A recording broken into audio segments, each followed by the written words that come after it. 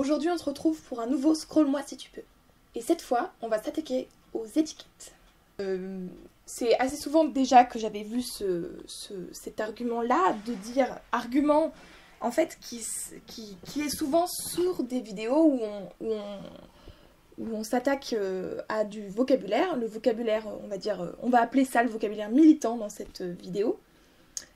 Et souvent, les commentaires qui reviennent sous ces vidéos, c'est « Mais pourquoi un tel besoin de mettre des étiquettes ?»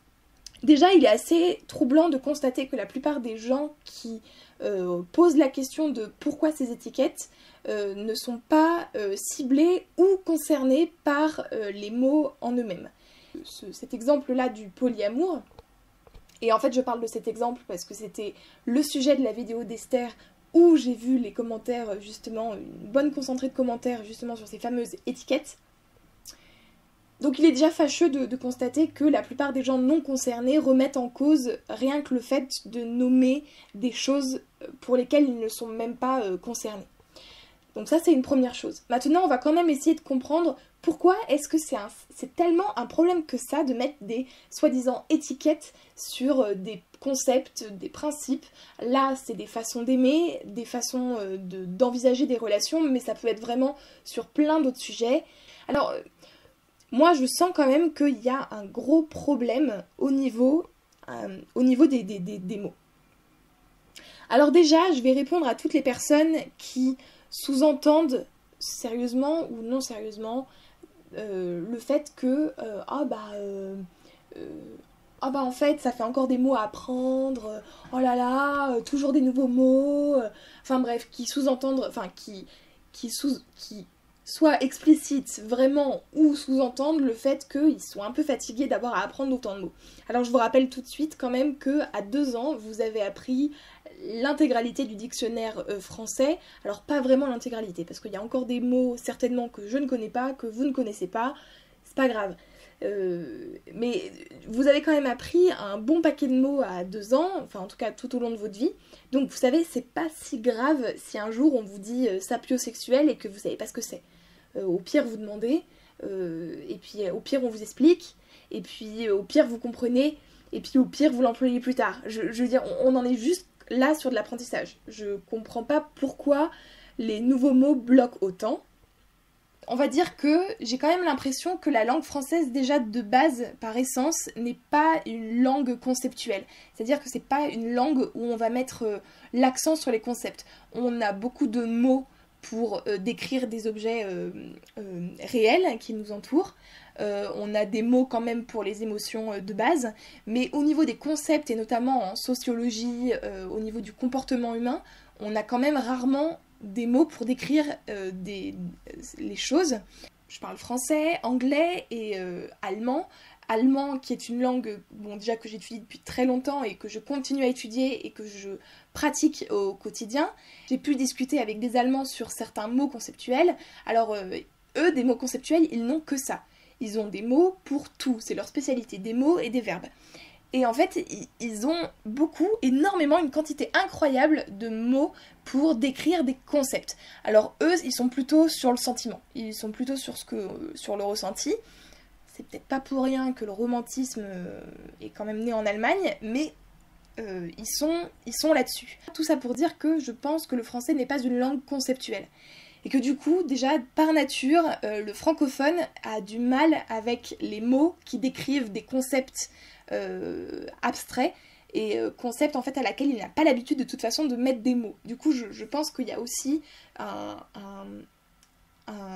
fond à tout ce faux débat là sur les noms et sur aussi oui ou non il faut mettre des étiquettes qui est en fait qui découle directement de la langue et du coup de nos habitudes linguistiques.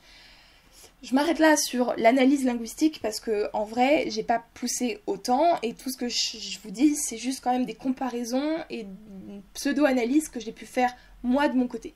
Mais on va s'arrêter là sur la linguistique. Maintenant je reviens à ces étiquettes. Moi ça me gêne beaucoup d'utiliser les mots étiquette parce qu'en vrai ça a une connotation plutôt péjorative alors que en fait dans le vocabulaire militant ces mots sont utilisés pour se définir en fait. C'est des outils c'est quand même un de nos atouts quand même de l'espèce humaine, c'est que on a des mots, on a une grosse quantité de mots qui nous permettent vraiment d'avoir un outil de communication assez performant, donc qui est le langage. Et du coup, dans l'environnement militant, c'est vrai que c'est important d'avoir du langage, d'avoir des outils, d'avoir des mots qui définissent des concepts, des situations, des groupes d'appartenance, etc., pour pouvoir communiquer beaucoup plus rapidement. Ça, c'est une chose. Et puis, il y a aussi ce besoin de se définir. Ce besoin-là, il n'est pas général. C'est-à-dire que c'est pas parce que toi, là, tu n'as pas besoin de définir ton orientation sexuelle telle qu'elle soit, que c'est pareil pour ton voisin. Il faudrait vraiment qu'on arrête de faire de notre cas une généralité.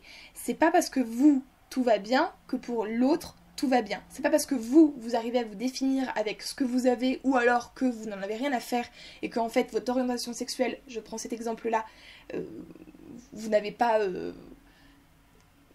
besoin ni l'envie de le définir, que c'est pareil pour votre voisin. Et c'est d'autant plus vrai quand on a une orientation sexuelle qui n'est pas dans la norme sociétale. J'insiste bien sur la norme sociétale, c'est pas la norme dans le sens vous êtes pas normal, c'est la norme que la société nous impose de fait, c'est-à-dire être hétérosexuel.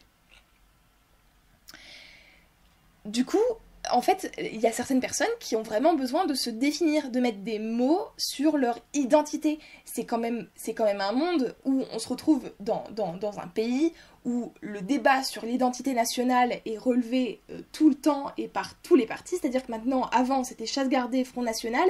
Maintenant, l'identité nationale, on en a même entendu parler au sein du Parti Socialiste et au sein du gouvernement qui était censé quand même être socialiste. Et c'est quand même un monde que dans un pays où en fait on nous rabâche l'identité nationale, que c'est super important, etc., qu'on remette en cause le fait que certaines personnes veulent s'identifier, avoir une identité qui leur est propre. Et en fait, je pense que pour moi, il y a vraiment une confusion.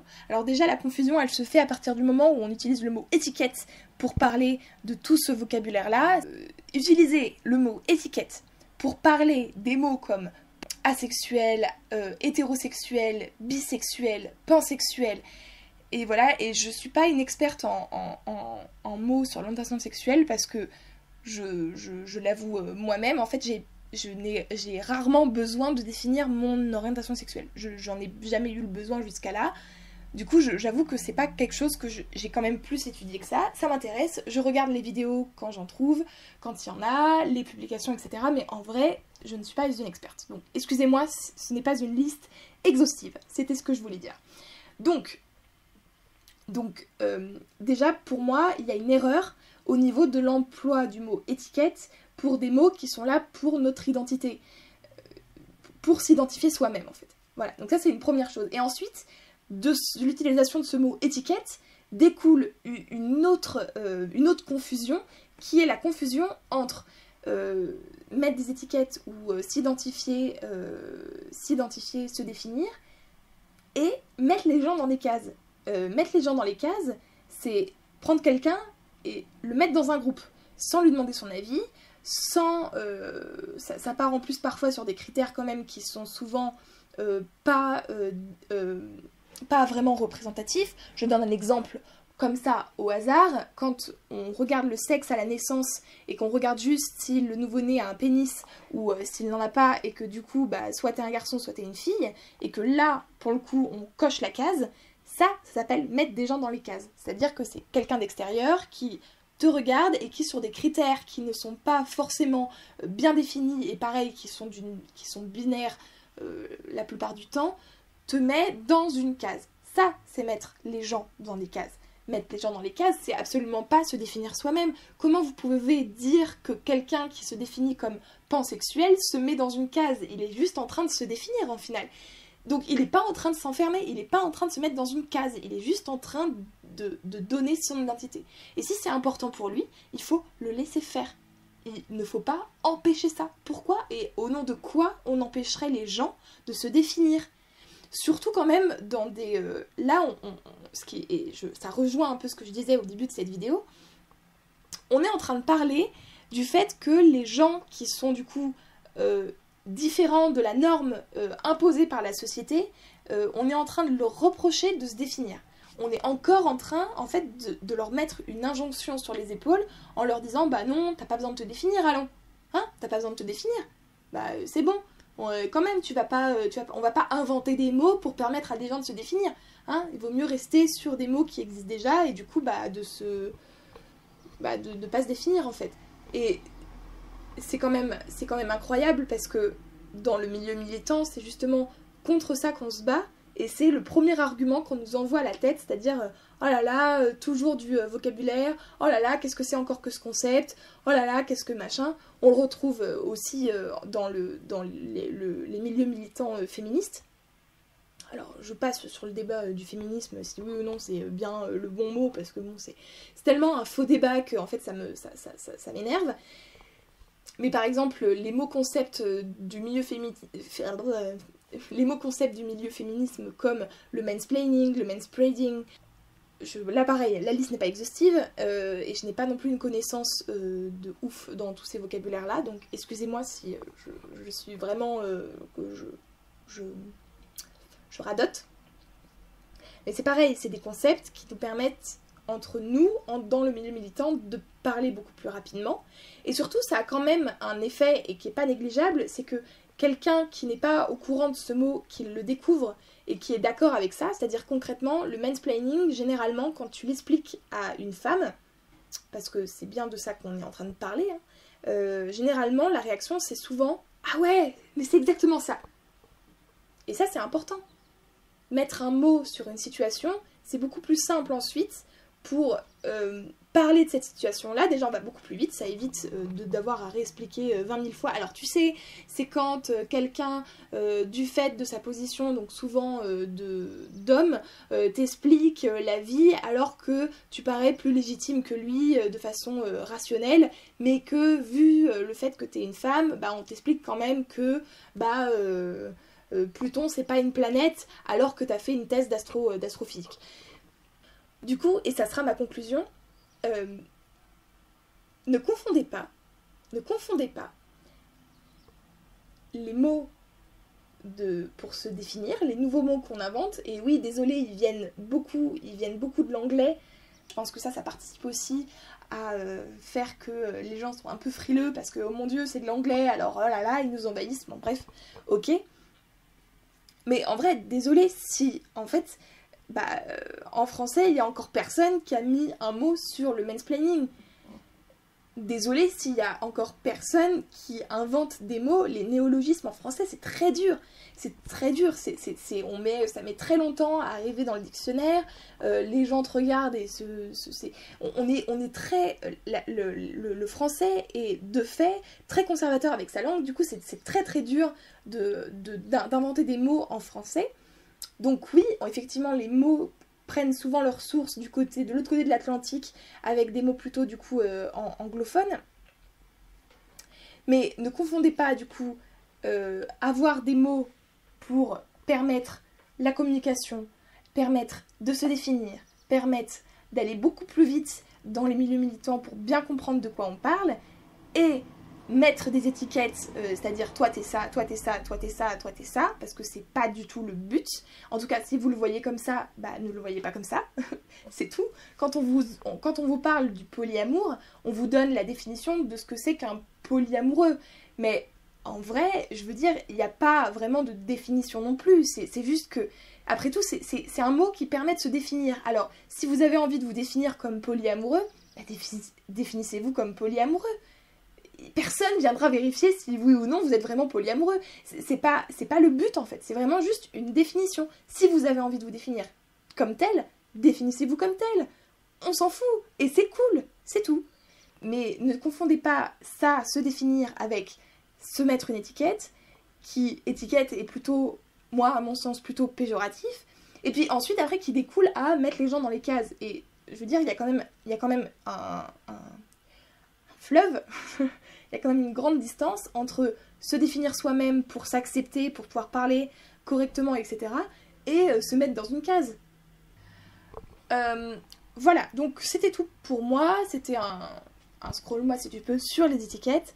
En vrai, on pourrait vraiment encore et toujours, hein, les scroll-moi si tu peux, c'est assez frustrant parce que Je divague et on pourrait parler de plein de choses, mais j'espère vraiment que, cette vidéo vous aura permis quand même de faire la différence entre les mots qu'on utilise pour, comme outil vraiment linguistique pour communiquer et se définir, et avec cette espèce de croyance qui en fait n'a pas lieu d'être sur le fait que ces mots-là mettent les gens mettent des gens dans des cases. En fait, c'est pas le but. Et vraiment, je pense pas que ça soit l'effet.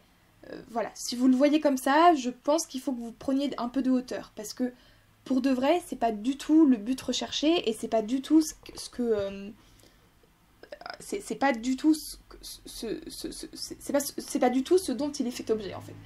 Ces mots-là, ils sont vraiment juste là pour nous définir, mais pas pour nous enfermer.